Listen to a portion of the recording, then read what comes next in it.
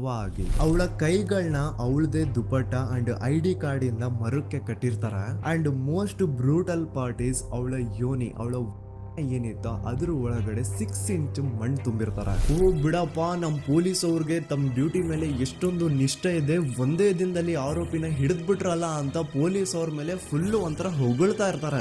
ಆದ್ರೆ ಪಾಪ ಜನರಿಗೆ ಎಲ್ಲಿ ಗೊತ್ತಿತ್ತು ಈ ಕೇಸ್ ನ ರಿಯಲ್ ಆರೋಪಿ ಬೇರೆ ಯಾರೋ ಇದಾರೆ, ಪೊಲೀಸ್ ಅವರೇ ಈ ಕೇಸ್ ನ ಮಿಸ್ಲೀಡ್ ಮಾಡೋದಕ್ಕೆ ಸುಮ್ನೆ ಸಂತೋಷ್ನ ಅರೆಸ್ಟ್ ಮಾಡಿದ್ದಾರೆ ಅಂತ. ಪೊಲೀಸ್ ಅವರು ಈ ಕೇಸ್ ಅಲ್ಲಿ ಕರಪ್ಟ್ ಆಗಿದ್ದಾರೆ, ಪೊಲೀಸ್ ಅವರೇ ಸತ್ಯ ಮುಚ್ಚಿಡ್ಲಿಕ್ಕೆ ಟ್ರೈ ಮಾಡ್ತಿದ್ದಾರೆ. ಹಾಗಾಗಿ ಈ ಕೇಸ್ ನ ಇನ್ಮುಂದೆ ಪೊಲೀಸ್ ಅವರಲ್ಲದೆ CBI ಅವರು ಇನ್ವೆಸ್ಟಿಗೇಷನ್ ಮಾಡಬೇಕು, ಈ ಕೇಸ್ ನ CBI ಒಪ್ಸಿ ಅಂತ ಅಗೇನ್ ಪ್ರೊಟೆಸ್ಟ್ ಗಳು ಸ್ಟಾರ್ಟ್ ಆಗ್ತವೆ. ಸೌಜನ್ಯ ಕೇಸ್ ಒಂದೇ ಅಲ್ಲ, ನಾರಾಯಣ ಹಾಗೂ ಯಮುನಾ ಕೇಸಲ್ಲೂ, ವೇದವಲ್ಲಿ ಕೇಸಲ್ಲೂ, ಆ ಬ್ಯಾಂಕ್ ಮ್ಯಾನೇಜರ್ ನ ಕೇಸಲ್ಲೂ ಹಾಗೂ ಪದ್ಮಲತಾ ಕೇಸಲ್ಲೂ ಸೀದಾ ಡೈರೆಕ್ಟ್ ಡೌಟ್ ಬರೋದೆ ಊರಿನ ಗೌಡ್ರ ಮೇಲೆ. ಸೌಜನ್ಯ ಕೇಸ್ ಬಿಟ್ಟು ಆ ಇನ್ನೊಂದು ಕೇಸ್ ಯಾವುದು, ಅದಕ್ಕೂ ಸಂತೋಷ್ಗೂ ಏನ್ ಸಂಬಂಧ, ಅದ್ರಲ್ಲಿ ಯಾಕೆ ಸಂತೋಷ್ನ ಪೊಲೀಸ್ ಅವರು ಫಿಟ್ ಮಾಡಿದ್ರು ಅಂತ ಪ್ರತಿಯೊಂದು ಹೇಳ್ತೀನಿ.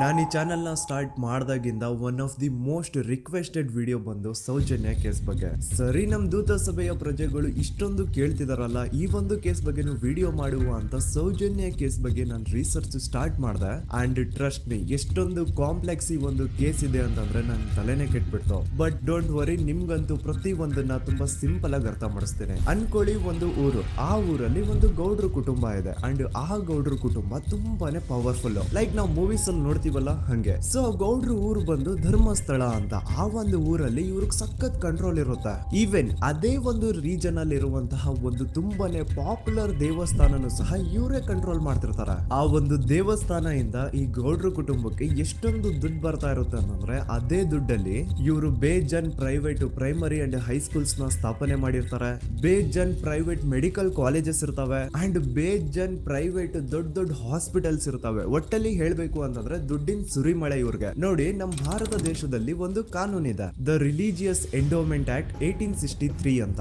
ಬೇಸಿಕಲಿ ಈ ಒಂದು ಕಾನೂನು ಏನ್ ಹೇಳುತ್ತೆ ಅಂತಂದ್ರೆ, ಭಾರತದಲ್ಲಿ ಯಾವ್ದೆಲ್ಲ ಹಿಂದೂ ಟೆಂಪಲ್ಸ್ ಇದಾವೋ ಅವೆಲ್ಲ ಗವರ್ಮೆಂಟ್ ಪ್ರಾಪರ್ಟಿ. ಆ ಹಿಂದೂ ಟೆಂಪಲ್ಸ್ ನ ಮ್ಯಾನೇಜ್ಮೆಂಟ್ ಎಲ್ಲ ಗವರ್ಮೆಂಟ್ ಕೈಗೆ ಹೋಗಿ ಗವರ್ಮೆಂಟ್ ಡಿಸೈಡ್ ಮಾಡುತ್ತೆ ಆ ಮ್ಯಾನೇಜ್ಮೆಂಟ್ ಅಲ್ಲಿ ಯಾರ್ ಕೆಲ್ಸಕ್ಕೆ ಇರಬೇಕು, ಯಾರ್ ಕೆಲ್ಸಕ್ಕೆ ಇರಬಾರ್ದು, ಅಂಡ್ ಆ ಟೆಂಪಲ್ ಇಂದ ಬರ್ತಿರುವಂತಹ ಡೊನೇಷನ್ ಅಮೌಂಟ್ ನ ಏನ್ ಮಾಡ್ಬೇಕು ಅಂತ. ಸೊ ಈ ಒಂದು ಕಾನೂನಿನ ಪ್ರಕಾರ ಗವರ್ಮೆಂಟ್ ಇಂಡಿಯಾದಲ್ಲಿ ಇರುವಂತಹ ಆಲ್ಮೋಸ್ಟ್ ಎಲ್ಲಾ ಹಿಂದೂ ಟೆಂಪಲ್ಸ್ ನ ತನ್ನ ಕಂಟ್ರೋಲ್ ಅಲ್ಲಿ ತಗೋತಾ ಇರ್ಬೇಕಾದ್ರೆ ಗವರ್ಮೆಂಟ್ ಅಫಿಷಿಯಲ್ಸ್ ಧರ್ಮಸ್ಥಳ ಶ್ರೀ ಮಂಜುನಾಥ ದೇವಸ್ಥಾನಕ್ಕೂ ರೀಚ್ ಔಟ್ ಮಾಡ್ತಾರೆ. ಅಂಡ್ ಆಗ ಇಷ್ಟು ದಿನ ಟೆಂಪಲ್ ನ ಕಂಟ್ರೋಲ್ ಮಾಡ್ತಿದ್ದಂತಹ ಆ ಗೌಡ್ರ ಕುಟುಂಬ ಏನ್ ಹೇಳುತ್ತೆ ಗೊತ್ತಾ, ಇಲ್ಲ ಇದು ಹಿಂದೂ ಟೆಂಪಲ್ ಅಲ್ಲ, ಇದು ಜೈನ್ ಫ್ಯಾಮಿಲಿಗೆ ಬಿಲಾಂಗ್ ಮಾಡುವಂತಹ ಒಂದು ಪ್ರೈವೇಟ್ ಟೆಂಪಲ್ ಅಂತ ಹೇಳ್ತಾರೆ. ನಾನು ಇಷ್ಟು ದಿನ ಧರ್ಮಸ್ಥಳ ಶ್ರೀ ಮಂಜುನಾಥ ದೇವಸ್ಥಾನ